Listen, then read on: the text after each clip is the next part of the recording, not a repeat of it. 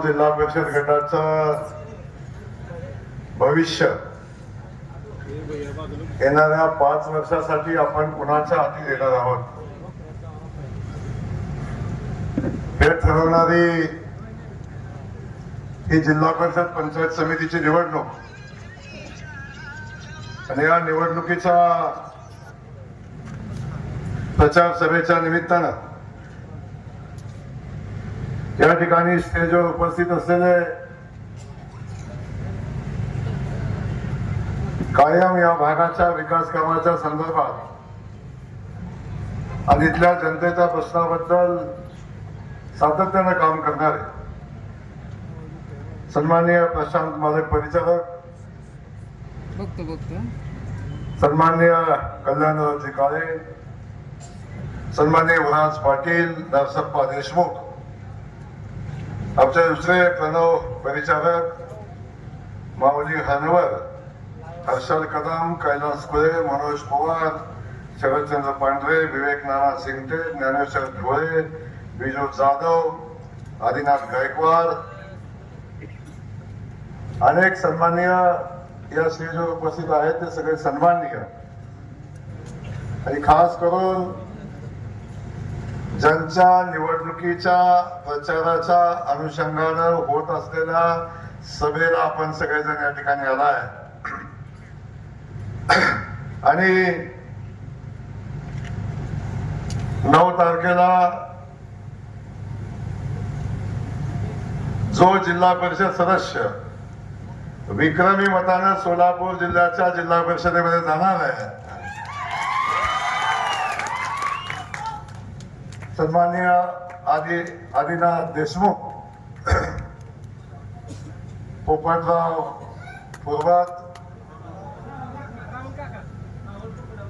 राहुल पोपटराव पूर्वात आणि माणिक विश्वंभर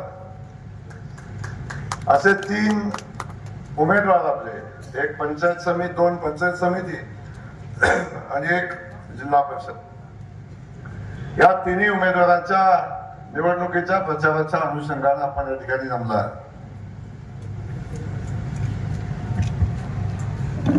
आपल्या सगळ्यांना माहिती आहे निवडणूक आता अंतिम टप्प्यात आली. उद्याचा दिवस 1 दिवस प्रचाराचा आहे आणि 7 तारखेला मतदान होणार आहे. तेव्हा या प्रचाराच्या सभा आता होताना आपण पाहतोय अनेक लोक येत आहेत, काय भूमिका मांडतात, पण निवडणूक आयोगानं आपल्याला आपली भूमिका मांडण्यासाठी काही वेळ दिलेला असतो आणि त्या अनुषंगाने ह्या प्रचाराच्या सभाही होत असतात. जो प्रचारासाठी जो कालावधी दिलेला असतो त्या कालावधीमध्ये वास्तविक पाहता उमेदवारांनी आणि त्यांच्या पक्षाने, त्यांच्या नेत्यांनी लोकांच्या समोर आपली भूमिका मांडायची असते की पाठीमागच्या 5 वर्षामध्ये किंवा जेव्हा जेव्हा आम्हाला संधी मिळाली तेव्हा आम्ही काय केलं आणि इथून पुढे 5 वर्षामध्ये जर आमच्या उमेदवारांना तुम्ही निवडून दिलं तर आम्ही या जिल्हा परिषद गटासाठी काय करू. वास्तविक पाहता प्रचार सभेत हे मांडायचं असतं आणि हे मांडून मतं मागायची असतात, आपली भूमिका सांगून मतं मांडायची असतात, मतं मागायची असतात. पण मी बघितलं या निवडणुकीमध्ये काही लोक आता प्रचाराला फिरतायत, भाषण करतायत, नौटंकी पण करतायत, काय खरं बोलतायत आणि काही निव्वळ लबाड बोलतायत.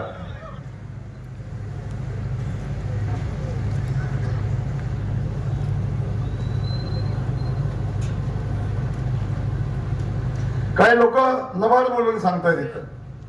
पण माझा सवाल या ठिकाणी स्टेजवरून समोरची जी मतं मागायला येतात त्या लोकांसाठी आहे.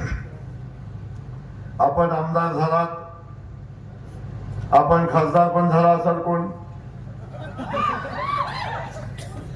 इथं काय नेते आले असतील, प्रशांत मालक परिचारक त्यांनी 5 वर्षात केलेल्या कामाची 7 वर्षात केलेल्या कामाची यादी घेऊन आपल्या समोर येतील. पण आपण जेव्हा लोकांच्या समोर येता तेव्हा आपण आपल्याला मिळालेल्या कालावधीत केलेल्या कामाची यादी किंवा केलेलं काम सांगून इथं मत मागितलं पाहिजे ना. खरं आहे ना.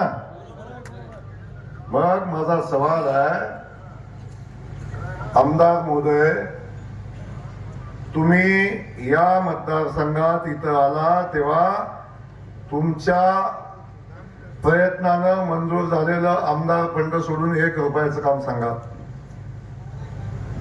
1 नया पैशाचं काम सांगा.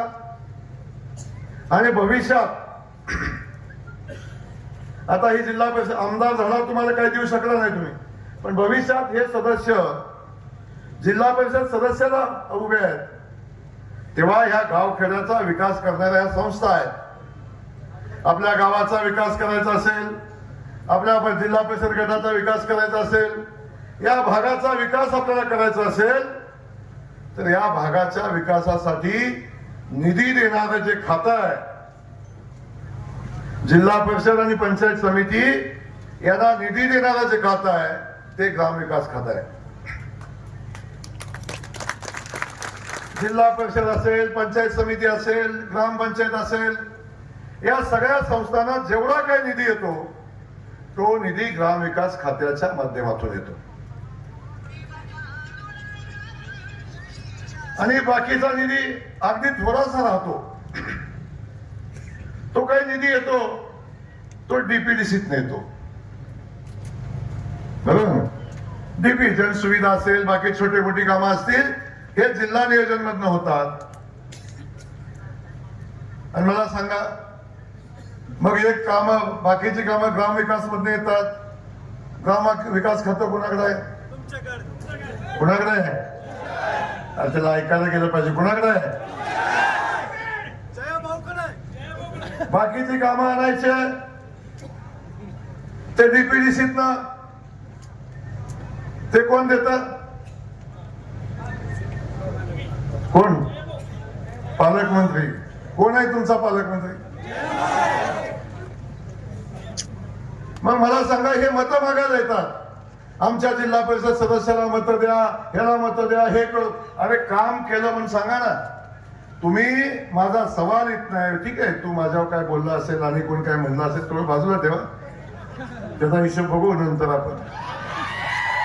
पण मी तुम्हाला सांगतो, माझा सवाल येत नाही.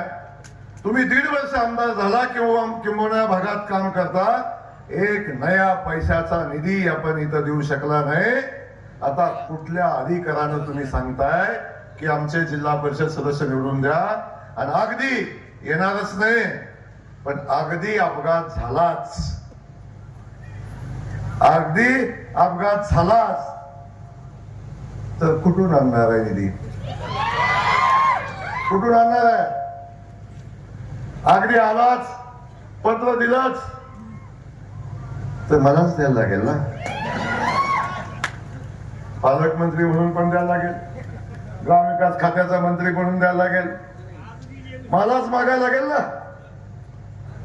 मग आता यायचं, भाषण करायचं, पुन्हा रात्री याचं, मला पत्र द्यायचं. भाऊ मला माणसं गावातनं फिरून दे ना. ती भाऊ रुपयाचं काम झालं नाही म्हणजे अंधारात सांगताना रुपयाचं काम झालं नाही, ते उजेडात मी सांगा ना. आम्ही रुपयाचं काम करू शकत नाही सांगा ना.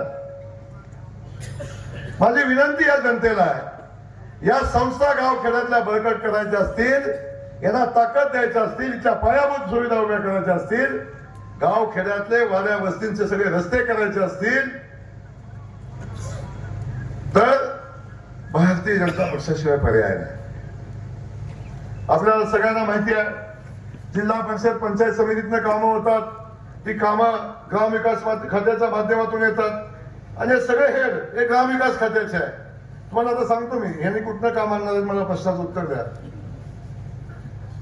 मुख्यमंत्री सडक योजना ग्रामविकास खात्याची, प्रधानमंत्री सडक योजना ग्रामविकास खात्यातनं, 30-54 रस्ता ग्रामविकास खात्यातनं, 50-54 रस्ता ग्रामविकास खात्यातनं, 25-15 ग्रामविकास खात्यातनं, गावातलं गटर ग्रामविकास खात्यातनं, गावचा रस्ता ग्रामविकास खात्यातनं, गावची ग्रामपंचायत ग्रामविकास खात्यातनं, गावची स्मशानभूमी ग्रामविकास खात्यातनं, स्मशानभूमीतला कट्टा ग्रामविकास खात्यातनं,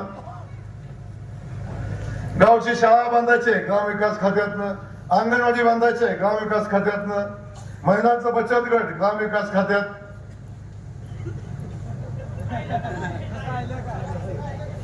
गावात हायमास पोल लावायचंय ग्रामविकास खात्यातनं, गावात डीपी बसवायचंय ग्रामविकास खात्यातनं. हे सगळं ग्रामविकास खात्याच्या माध्यमातून होत असतं. मग हे सगळं काम करायचं असेल तर हे समोरचं गडी कुठं जातं आणि कुठून काम आणतात. माझी विनंती तुम्हाला आहे, खास करून या गळकम जिल्हा परिषद गटातल्या माझ्या बांधवांना विनंती आहे, निवडून द्या तुम्ही आमचं कोण देशमुख साहेब, आमचा आदिनाथ देशमुखला निवडून द्या.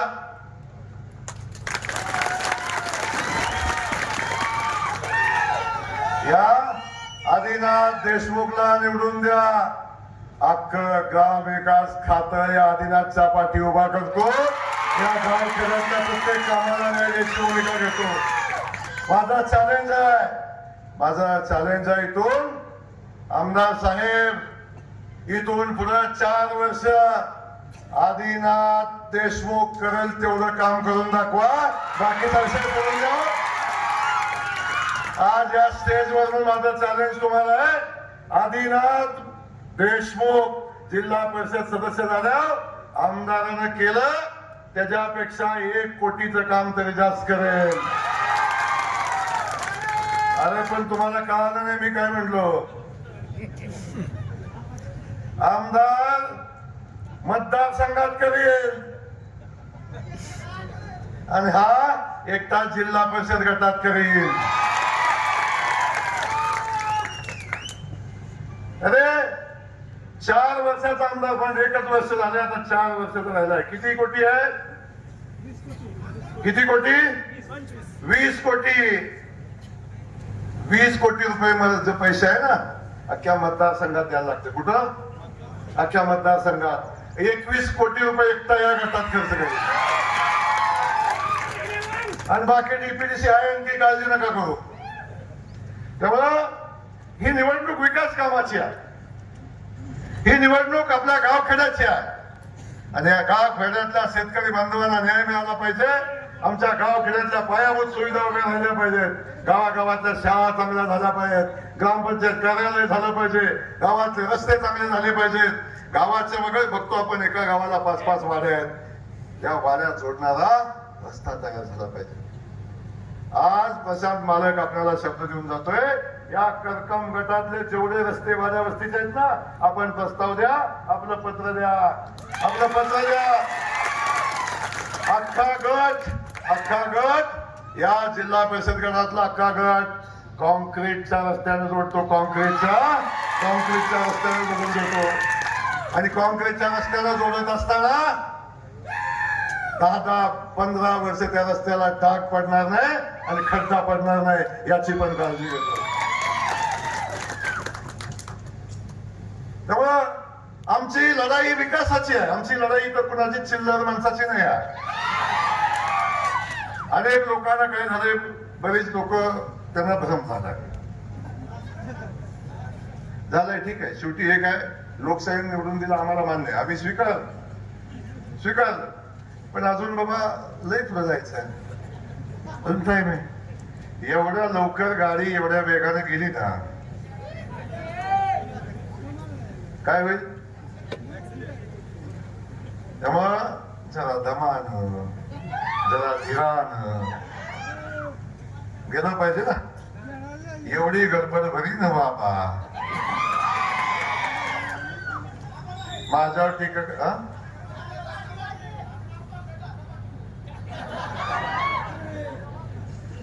जरा बेतानं बोला, हरकत नाही. टीका करता म्हणजे शक्तीपीठ महामार्ग.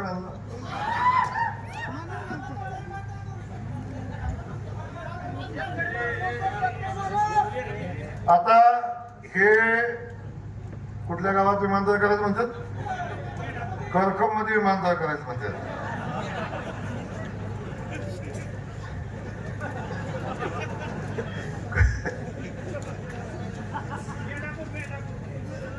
यांचं विमानतळ झाले बहुतेक. अरे शक्तीपीठ महामार्ग हा मी आपल्याला सांगितलं त्या दिवशी, आज पुन्हा पुन्हा बोलायची आवश्यकता नाही, पण मला अभिमान आहे माझ्या मुख्यमंत्र्याचा.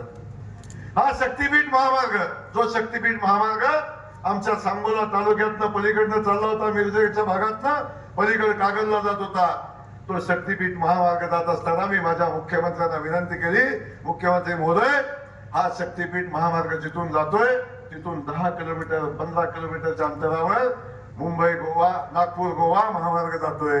एका ठिकाणी 2 रस्ते झाले तर त्या भागात तेवढी वाहतूक होणार नाही, तेवढा उपयोग होणार नाही. ऑलरेडी तिथं आता हायवे आहे. आम्हाला ज्या भागात या रस्त्याची आवश्यकता आहे त्या भागातनं हा जर शक्तीपीठ महामार्ग गेला तर या भागाचा विकास होईल, विकासाची दारं आमच्या या भागात खुली होतील, या भागात समृद्धी येईल. अशा पद्धतीचा मार्ग शक्तीपीठ मार्ग आमच्या भागातनं गेला पाहिजे, ही मागणी मी मुख्यमंत्र्याला केली. झालं असं, मागणी झाली होती, मुख्यमंत्र्यांनी या गोष्टीची चर्चा झाली आणि त्यावेळी कोणतरी गाडीत होत नाही, कोणतरी गाडीत होत, बाहेर आलं सांगायला लागलं शक्तीपीठ महामार्गच विकेला आहे. तर मला सांगा गोंधळाने फक्त गोंधळ घालायचा असतो का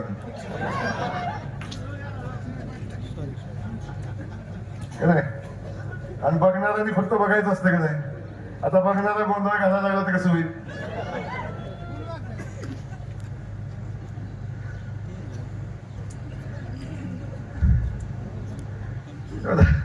अधिक तर बोलायची आवश्यकता नाही, पण किती खोटं बोलतं आपल्याला माहिती आहे, मी त्या विषयावर बोलणार नाही. आणि मला वाटतं मी एवढा वेळ घालवा असं काय कारण पण नाही. माझी विनंती या निमित्तानं आहे, अरे बाबांनो, भारतीय जनता पक्षाचं सरकार मुंबईमध्ये काम करतंय, दिल्लीमध्ये काम करतंय आणि जिल्ह्यामध्ये भारतीय जनता पक्षाचं सरकार आहे ना. आम्ही सगळ्या ठिकाणी भारतीय जनता पक्षाचं काम करतोय. माझी विनंती आहे, भारतीय जनता पक्षाच्या माध्यमातून मोदी जे असतील, देवेंद्र जे असतील, ताकदीनं आपल्या पाठीशी उभं राहत आहेत. सामान्य माणसाला बळ देण्याचं, सामान्य माणसाच्या जीवनात आनंद आला पाहिजे ही भूमिका घेण्याचं काम सातत्यानं आमचं नेतृत्व करतंय, आमचा पक्ष करतोय. आपल्या सगळ्यांना माहिती आहे, मागच्या निवडणुकीच्या वेळी राज्याचे मुख्यमंत्री आदरणीय देवेंद्र फडणवीस साहेबांनी अनेक योजना चालू केल्या, सामान्य माणसासाठी अनेक निर्णय घेतले. आमच्या लाडक्या बहिणीसाठी सुद्धा लाडकी बहीण योजनेचा निर्णय घेतला. आपल्या सगळ्यांना माहिती आहे, आता जो कधी इथे येतोय ना मागतोय त्यावेळी भाषण करत होते, सगळे नेते भाषण करायचे. लाडकी बहीण योजना ही निवडणुकीपुरती आहे. भाजप पक्षानं हे लोकांना फसवून मतं घ्यायचा धंदा काढलाय. खरंय का खोटं आहे? काय म्हणाल ती निवडणुकीत फक्त महिलांना फसवायचा धंदा काढलाय. आता मला महिलांना माझा प्रश्न आहे, माझ्या बहिणींना माझा प्रश्न आहे, लाडकी बहीण योजना चालू आहे का हो? चालू आहे का? हे सगळे सावत्र भाऊ सांगत होते ही योजना बंद होणार आहे, पण आता ही लाडकी बहीण योजना आमच्या देवाभाऊनी घोषित केलं, जोपर्यंत मी मुख्यमंत्री आहे तोपर्यंत माझ्या लाडक्या बहिणीच्या खात्यावर 1500 रुपये बंद होणार नाहीत. आमच्या बहिणीला माहिती आहे, बहिणी जेव्हा वर्षातनं एकदा राखी पौर्णिमेला राखी बांधायला भावाच्या घरी जातात किंवा भाऊ तुमच्या घरी येतो, वर्षातनं एकदा येतो. राखी बांधल्यावर 100 रुपये ताटात टाकताना सुद्धा 3 वेळा बायकोकडे बघतो. 3 वेळा बायकोकडे बघतो आणि बायकोनं मान हलवली तर ताटात टाकतो, नाही तर पुन्हा खिशात घालतो. साडीचा जमाना गेला, पण लाडक्या बहिणीला माहिती आहे या बहिणीचा देवा भाऊ महिन्याला न चुकता 1500 रुपये माझ्या बहिणीच्या खात्यावर टाकतो, माझ्या बहिणीचा सन्मान करतो. माझ्या बहिणीला माहिती आहे, कसलंही काम असलं, छोटं मोठं काय लागलं, 100-200 रुपये लागलं तरी माझ्या बहिणीला कोणाकडे तरी हात पसरायला लागायचा. आणि 100-200 रुपये देताना कधी एवढा ताटायचा कशाला पाहिजे. काल तर दिलं होतं की काय काय केलं, किती शिल्लक राहिलं, मग बघू काय आणलं, किती 10 वेळा विचारायचा काय काय केलं. आणि आता सकाळी लाडं उठतो, हळूच कानात जाऊन म्हणतो अकाउंटला किती शिल्लक आहे तर.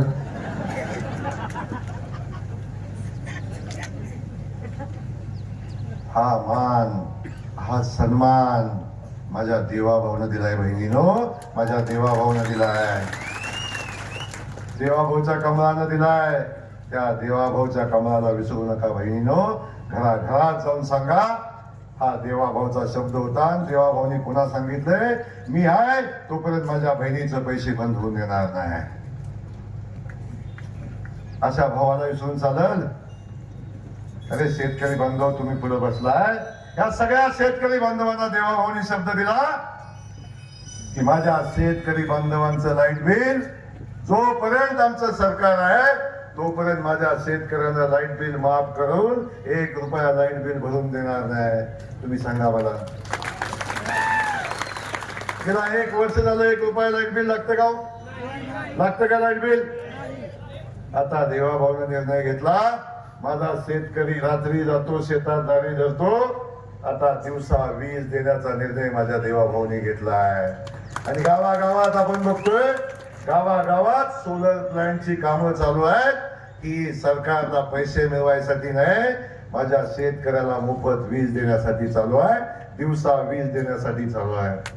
हजारो कोटी रुपयाची कामं गावागावात सोलरची चालू आहेत, हे तुम्हाला वीज देण्यासाठी बांधवणं चालू आहेत. असा विचार करून काम करणारा आमचा देवाभाऊ या राज्याचा मुख्यमंत्री आहे.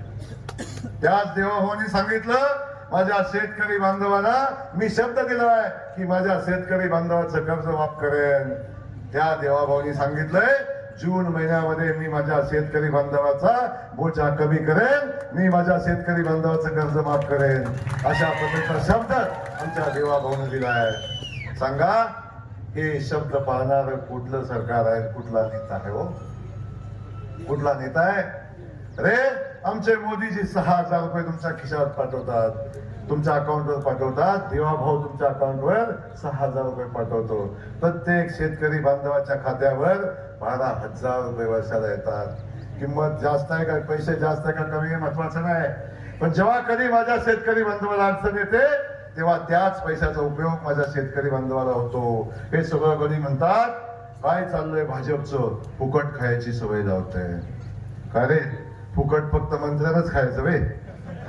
हा फुकट फक्त बोक्यानंच खायचं का? गोरगरिबाचं बघवत नाही तुम्हाला? हा आणि आता म्हणतात काय खिशातलं देतोय काय, आमचंच पैसे आहेत दिलं म्हणून काय झालं? हो आम्ही कधी म्हणलंय आमचे पैसे आहे? कधीच नाही म्हणलं. म्हणलंय कधीच नाही. पैसे तुमचेच आहेत. हो मग 65 वर्ष तुमचं सरकार होतं, 65 वर्ष तुम्ही सत्तेत होता, 65 वर्ष तुमचे मुख्यमंत्री होते, 65 वर्ष पंतप्रधान होते, तेव्हा काय तुमचा खिस्सा फाटला होता?